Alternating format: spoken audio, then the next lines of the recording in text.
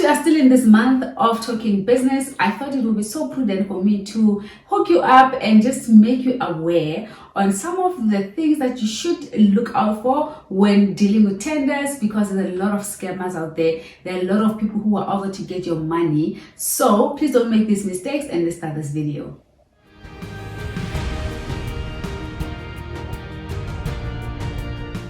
Hello guys, welcome back again to my channel. My name is Lerato Sebata, your procurement and business coach. Alright, so guys, let's start. What do you need to be aware of as a small business owner, as an entrepreneur, as a business owner, whatever that you're doing in business and you're dealing with tenders?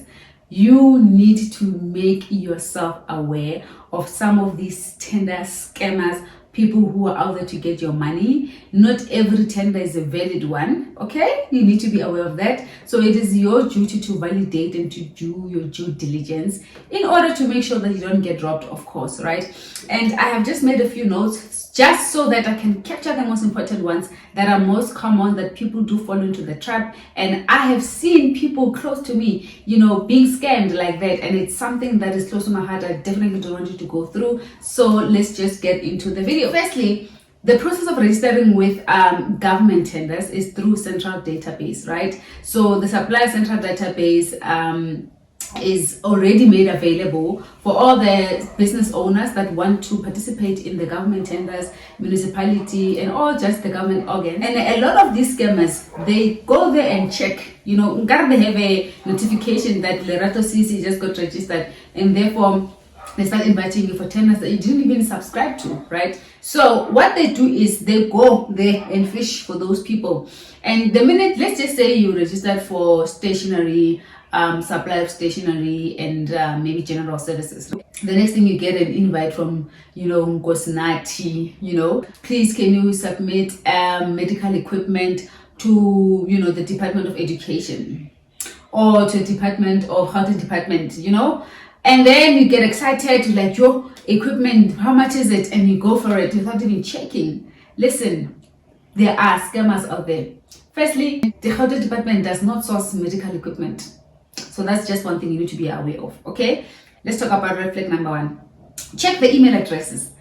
The email addresses that you receive, government email addresses do not have .org in between, okay? So there's been a tender scam red flag, almost like a publishing, where the government was notifying people to be aware of this, and they've made a few, or rather noticed a few email addresses that were fake, and some of them were do@treasury-gov.org.za. I'll put it here for you two guys to reference and just see. That's one thing you should look out for. The email address is correct. Number two, another red flag. Sometimes you find that these scammers, they will say ESCOM. Maybe they'll use ESCOM, for example. They invite you. But when you look at the email address for ESCOM, in fact, even the website for ESCOM is not even spelled that way. They'll make a small change in the original domain, for ESCOM, and then they change it and say ESCOM dash whatever or something at the end, something that you won't notice. And it is your duty as a person that is tendering to validate that this is actually the ESCOM. Some of them may say ESCOM in maybe not even the normal group ESCOM. They just say maybe ESCOM in Middleburg, right?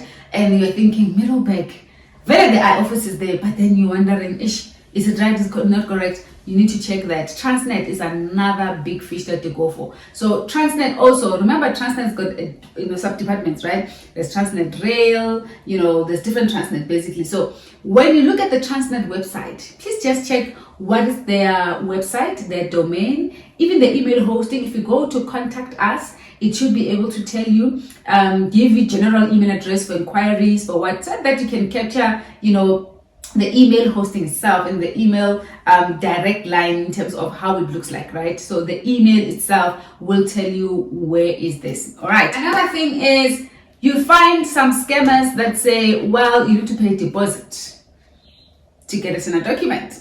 You get an email, you're invited to supply maybe, let's say wheelchairs, and you get excited. Oh, wow, I got invited for this. And these people are following up with you. Why a department would follow up with a service provider that they don't know? Let's just talk about that. It's not possible, right? Firstly, it's a giveaway, nyana, red flag that why this person keep on following up with me. That's just another thing to look into, right? Following on to that, some will tell you, please can you pay a deposit of so much for you to get the tender document.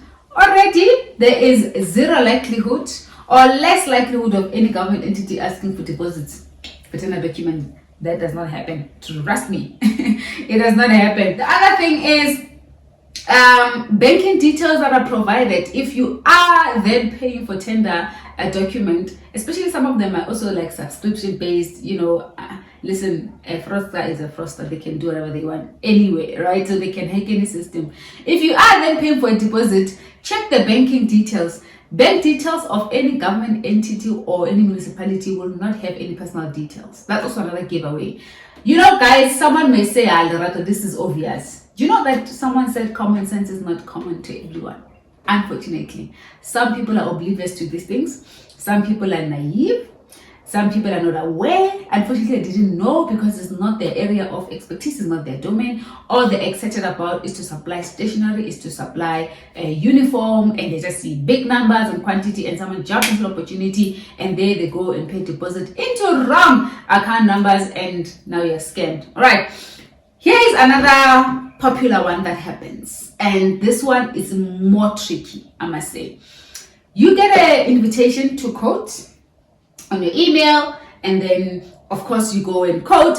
After you have quoted, then in fact these guys, what they do is they will collude, they'll create company B where you can get specialized items that they are looking for in the quotation. So you are company A, you receive your invitation to quote. After that, you go look for these special items, and then you can't even find this equipment. Lo and behold, you find this equipment from a company that is in Cape Town. There's a website, there's phone calls, there's contact, there's everything is there. And they are the only company in South Africa that can provide that part number. Do you know what you need to do in that instance? Before you can even go and quote and then say, guys, please, I need to pay deposit, whatever. That company must have a license number. Check who are the original equipment manufacturers. If they're into steel, check if they're certified with the Steel Certification and Associations. Do you get me? So you don't just go in, and sometimes you must in fact go do a site visit yourself if you really have to, especially if you're going to be dealing with big monies, right? After, let's say, you then look for quotations from this company, and they say, okay, for you to buy our equipment, our items, we need 50% deposit, and that time is maybe 500,000 or it's 1 million, and Lord knows how much, and then you go and deposit, thinking, yay, I got a PO, the client wants me. Remember, these people, they are colluding. Newsflash. You find it's actually sometimes the same person that just advertises, and they create a website, and they create a fake website, a fake, address to think, and this equipment that is IE specialized, you are then quoting, and then you to pay deposit. You're not knowing nothing, shampoo child. You go and then you pay 50% deposit. That time we're talking about 500,000, we're talking about 1 million, 2, whatever, right? And you go and pay deposit, thinking you get delivery in 7 days. Gone. And then you look at, I'm busy following, where's my order? They will lure you in maybe then 3 days answering your call. After that, AWOL, they go MIA. And that time you took your last money, and unfortunately some of the business owners, they sell their cars. I've heard of such stories. People go and take loans just to pay purchase orders. People, go and cash their investments or their kids. Like they do things that are, because it's important to you as a business owner, right? You take the risk thinking that you're going to get this much profit. And I guarantee people are gone. The next thing you call, no one is there to be found, and then you're thinking, damn, what happened? They defrauded me, they scammed me. Look at the website, gone. Okay, so guys, I just want to make you aware of these things, because if you don't mention, it's a problem. Here's another red flag. If you get an email that requests you to quote from a department of, Gauteng or, I don't know, Cape Town municipality, whatever, you get that invite maybe from Transnet, and they mention the specific brand. We need you to quote for this particular brand, and this is where you need to get it from. That's also phishing. There is no department that will give you a brand. A tender outlines the specification, minimum requirements of what the product must do, and it's up to you. Let's just say we look for chairs, right? There's a tender for chairs. It will tell you we need a chair with the 2 levers that can go up and down, it's black or whatever, and then it has this back support. It won't tell you this brand that GeoCloud is the one from GeoCloud. No, why are you competing if that's the case? There are a lot of manufacturers of chairs, right, in South Africa, where you can get the same specification but different suppliers, and that's why you're competing on price, on quality, on functionality, and BEE, etc. So why will then they specify that? That's also another red flag. These are just one of the few that I have identified that I think they're very common. It can get worse. I mean, I have also experienced one of my suppliers, unfortunately, was defrauded in a very terrible manner. Terribly. This guy was supplying furniture. He was operating a full-on business, and people came to his site and they said, "Hey, we like this boardroom table. We like these chairs. We want, we have a big company and we need our executives and our shareholders when they come in. We have this massive boardroom. Can you please sell us this table?" Can you imagine people coming to your own office, to your own factory? Hey, yes, so these guys came and they wanted this table, big, massive boardroom table, and they wanted the chairs for the executives, for their board members. And that order on its own, I think he says it was over $1 million. And therefore, they're like, okay, cool, we will place the order tomorrow. We'll meet this urgently because we have a board meeting happening. Then guess what? They leave tomorrow. Their accounts manager calls, okay, please can send us a quote. They send them the quotation, blah, blah, blah, blah. Then they receive the quote, money, they send a check, ne? They send a check to him. Money reflects into his account. Okay, fine, deposit 500k paid. And after maybe an hour, the account manager calls, oh, hi, sorry, I made a mistake. Please, can you please reverse? The person said they made a mistake by paying more than they should have paid according to the invoice amount. Oh my God, my manager's gonna kill me. Can you please deposit 200k? Because right now I'm supposed to only deposit, 40% or 50, whatever the person was deposited. So the person deposited more than what the code wanted, right? And this guy, without checking, oh, okay, yeah, sure, okay, no, I see, yeah, oh my God, okay, can't that was fake. Here he goes and takes out his 200,000 bank to let him on nicely. So the guy goes and just reverses and takes out of trust, guys. These people came to his site. Wouldn't you do it?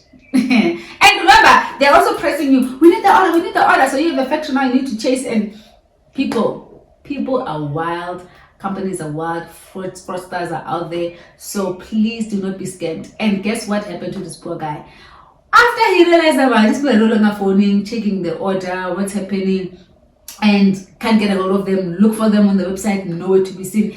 That 36 Oxford Rosebank address that was on the website, nowhere. They took the website down. So do look out for these things. I do wanted guys to warn you on these scams that people encounter with regards to the tenders, and these are the red flags. Do not be defrauded. Look out for these things. And yeah, if this video has been such a help to you and you found it helpful, please do like, share, and subscribe. And if you have encountered some of these scams and these issues that I've mentioned today, do comment down below and let me know how that went. Let us notify more people, because together we can do it, right? So guys, thank you so much for tuning in today. Until we chat again next time, see you again in the next video. Mwah. Bye.